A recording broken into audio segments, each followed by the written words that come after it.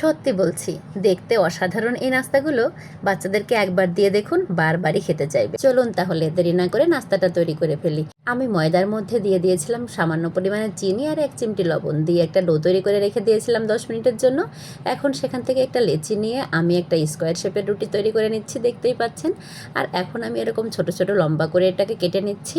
আমি এদিকে একটা বড় সাইজের আলুকে ফ্রেঞ্চ ফ্রাইয়ের কাট করে নিয়েছিলাম। এখন আমি আলুটাকে উপর থেকে নিচ পর্যন্ত পেঁচিয়ে নিচ্ছি।